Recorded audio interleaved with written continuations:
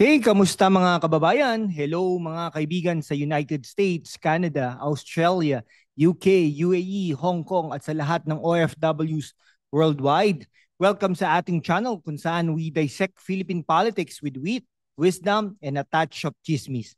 Ako si #WalkWithLan at ngayon pag-uusapan natin ang pinakabagong proyekto ni Mayor Vico Soto, ang bagong pathway with soil protection. Is this a game changer for Pasig or just another photo op for the cameras? Let's start with the quick story ha. Noong 2019, nung unang nanalo si Vico, sabi niya, no more tarpaulins with my face. Pero fast forward to 2025 and here we are talking about a new pathway na may soil protection pa. Ano to, Vico? Anti-erosion or anti-criticism? Pero seryoso ha, this project is making waves, literal at political. Kaya ngayon, for the next 2 hours, we'll dive deep into what this bagong pathway means for Pasig, for Vico's legacy, and for Philippine politics. Sabi ni Vico, let's focus on governance, not propaganda. Pero with this third term secured by a landslide, is this pathway a genuine reform or a shiny distraction? We'll break it down with facts or satire and a bit of hugot for OFW viewers na miss ang Pilipinas. But before we start, i-hit nyo na ang subscribe button, i-like ang video at i-share sa mga kaibigan nyo sa Saudi, Saudi Arabia, Japan at Germany. Kung gusto nyo ang suportahan ang channel, send us a super thanks please. Every centavo, every dollar, every dirham, every peso helps us keep exposing the truth. Ready? Let's go! So ano nga ba ito? Itong bagong pathway with soil protection. No, ayon sa Pasig City Hall, this is a multi-million peso project to improve walkability, reduce flooding, and protect soil erosion sa mga barangay like Bagong Ilog. Sounds noble, right? Pero let's unpack it. Ang pathway na ito ay bahagi ng Vico's Oplan Kaayusan or OK na sinimula noong 2021. No? Sabi ng city, over 7,000 streetlights na ang nailagay, 44,000 meters ng canals ang nalinis at 661 streets ang naayos. Impressive, di ba? Pero here's the kicker. Ang budget ng Pasig from 10 billion pesos in 2019 ay umabot na sa 22.4 billion pesos in 2025. Saan napunta yung pera ha? Sa social services, new city hall at ngayon sa bagong pathway na ito. Pero teka,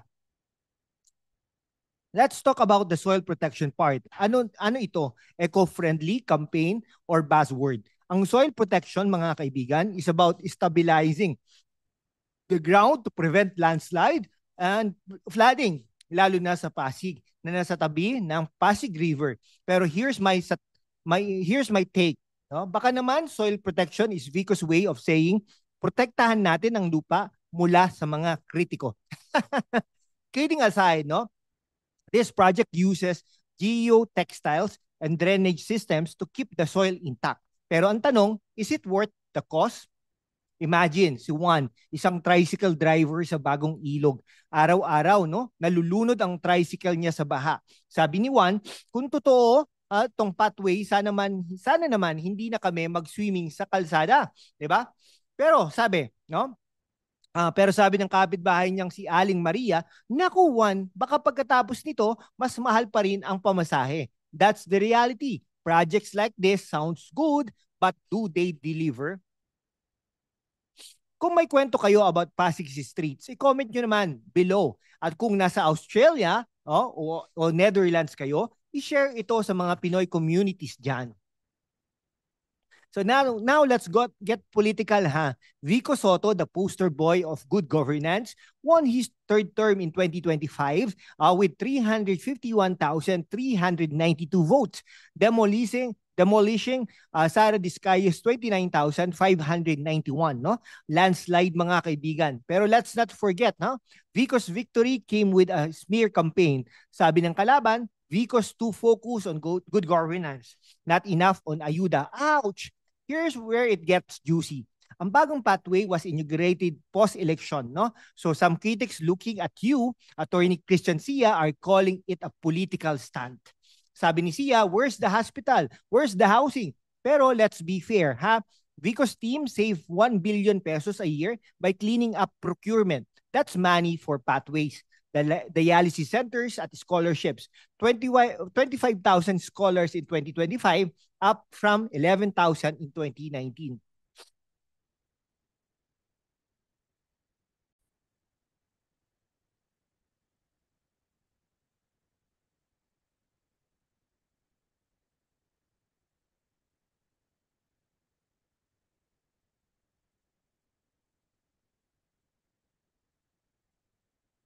Okay, so now let's get to the juicy part.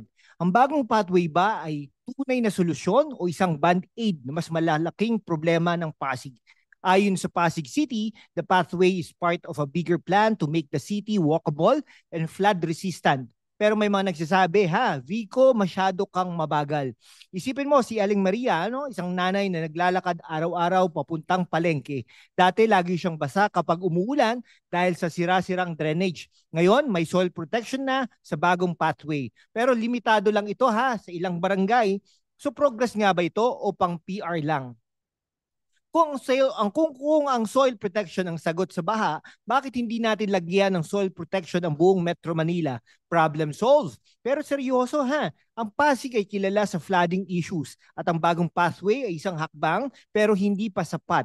Ang partnership ng Pasig with Mobility Vision Plus na gumagamit ng AI para i-analyze ang traffic at walkability ay promising. Pero ang tanong, hanggang kailan tayo maghihintay para sa real change? Sa isang banda, Vico's Oplan Kaayusan has measurable results. 661 streets fixed, 7,000 street lights installed. Pero sa kabilang banda, critics argue na mas kailangan ng Pasig, no? Ang big ticket infrastructure like new hospitals or housing projects, no? Si Sara Diskaya, for example, nangako ng Smart City initiatives, CCTV, CCTV cameras, free Wi-Fi at digital tracking systems. Pero real talk, can we trust candidates na nangangako ng utopian dreams pero may questionable motives? Ano ang mas mahalaga? Incremental reforms o grand promises? Drop your thoughts sa comments at i-share ang video na ito sa mga kababayan natin, no? Diyan sa Saudi Arabia, Switzerland o Japan. Okay, so let's zoom out. Ano ang matututunan mo ng Pasig mula sa iba't ibang bansa, no? Sa Singapore, halimbawa, ang walkability are world class.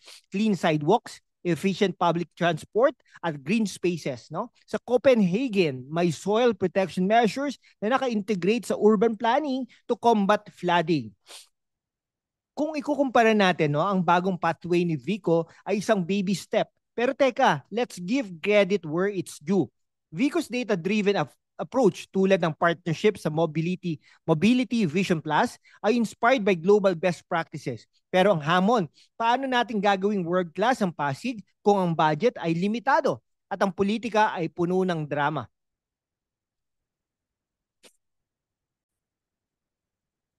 Let's zoom out.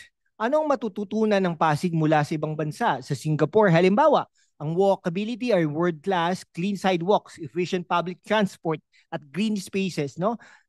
Sa Copenhagen, may soil protection measures na naka-integrate sa urban planning to combat flooding. Kung ikukumpara natin ang bagong pathway ni Vico, ay isang baby step. Pero teka lang ha. Let's give credit where it's due.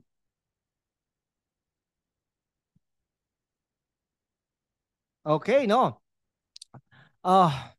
Kung ikukumpara natin ang bagong pathway, talagang talagang bagong-bago talang to. Pero ang hamon, paano natin gagawing world-class ang Pasig kung ang budget ay limitado at ang politika ay puno ng drama? Alam nyo, kung si Vico ang mayor ng Singapore, baka ang bagong pathway ay may built-in escalator na, pero seryoso the challenge for Pasig is scaling up these reforms without falling into the trap of patronage politics. Ano sa tingin ninyo ang dapat i-adapt ng Pasig mula sa ibang bansa? I-comment below at i-send ang video na ito sa mga kaibigan nyo sa Norway, Denmark o Netherlands. So what's next for Vico and Pasig after his landslide win in 2025 with 351,392 votes against Sara Diskaya's 29,591? Malinaw na malakas ang suporta ng Pasigueños kay Vico Soto. Pero ito ang final term niya, ha? His goal to institutionalize his reforms para hindi maundo ng susunod na mayor. Pero here's the kicker. May mga nagsasabi na dapat tumakbo si Vico sa mas mataas na posisyon. Senator, halimbawa. Pero sabi niya, Pasig muna. Admirable ba o safe move? And what about the bagong pathway? Will it be a lasting legacy o isa lang sa maraming proyekto na makakalimutan pagkatapos ng termino niya? Sa tingin ninyo, ano ang susunod na hakbang ni Vico? Senator ba o mananatili sa local politics? Drop your prediction sa comment section at i-share ang video na ito sa mga kababayan natin sa New Zealand, Sweden o France. And there you have it, mga kaibigan, a couple of minutes deep dive into Vico Soto's bagong pathway with soil protection and the state of Pasig politics. We've laughed, we've analyzed, and hopefully, we've made you think. So, si Vico ba ang tunay na hope, no, ng Pasig o isang well-meaning politician na nahihirapan sa big picture?